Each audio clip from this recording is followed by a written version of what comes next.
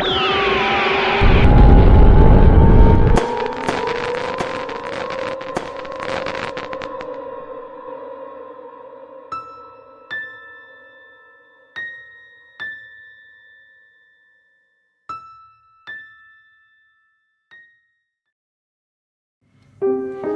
kedalaman hutan tropis yang lebat dan rimbun, di antara pepohonan yang menjulang tinggi, hiduplah seekor ular sanca batik bernama Naga. Tubuhnya yang besar dan sisiknya yang berkilauan membuatnya menjadi penguasa hutan, ditakuti oleh hewan-hewan lain. Namun, di balik citra pemangsa yang menakutkan itu, tersimpan hati yang lembut dan penuh penyesalan. Naga bukanlah ular yang kejam.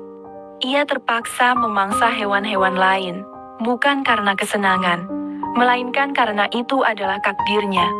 Sebagai ular sanca, ia tidak bisa hidup hanya dengan memakan tumbuhan.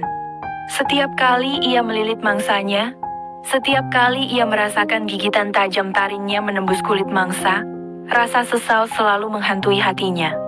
Ia melihat ketakutan di mata rusa, kelinci, atau bahkan burung kecil yang menjadi santapannya.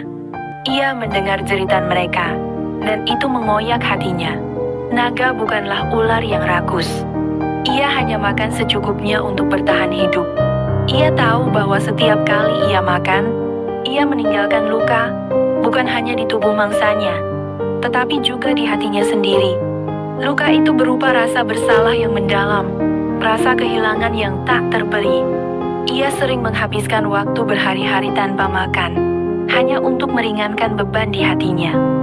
Suatu hari, Naga menemukan seekor kelinci yang terluka parah. Kakinya yang kecil terjepit di antara akar pohon yang besar dan berduri. Kelinci itu menangis kesakitan. Suaranya lemah dan pilu. Biasanya, Naga akan menganggap kelinci itu sebagai makanan yang mudah. Tetapi kali ini, hatinya tergerak. Dengan hati-hati, Naga menggunakan tubuhnya yang panjang dan kuat untuk membebaskan kaki kelinci itu. Ia mengerahkan seluruh tenaganya, hingga tubuhnya terasa lelah dan keringat dingin membasahi sisiknya.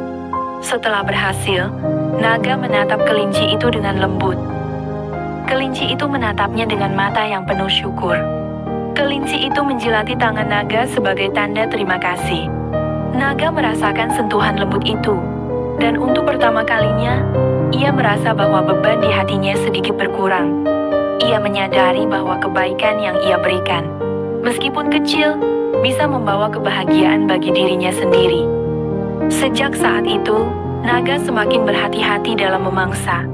Ia hanya memangsa hewan yang sudah tua dan sakit, hewan yang sudah akan mati. Ia berusaha meminimalisir rasa sakit dan ketakutan yang ia timbulkan. Ia juga mulai melindungi hewan-hewan kecil dari ancaman pemangsa lain. Ia menjadi pelindung bagi mereka, meskipun ia sendiri adalah seorang pemangsa. Kisah Naga tersebar di seluruh hutan. Hewan-hewan lain masih takut padanya, tetapi mereka juga menghormatinya. Mereka tahu bahwa Naga, meskipun seorang pemangsa, memiliki hati yang baik. Mereka tahu bahwa Naga, meskipun terpaksa memakan mereka, tidak pernah melakukannya dengan kejam. Mereka tahu bahwa Naga, meskipun ditakdirkan sebagai pemangsa, tetaplah makhluk yang penuh kasih sayang. Dan Naga, dengan beban di hatinya yang sedikit berkurang, hidup dengan damai di kedalaman hutan tropis yang lebat dan rimbun itu, menjalankan takdirnya sebagai pemangsa dengan penuh tanggung jawab dan kasih sayang.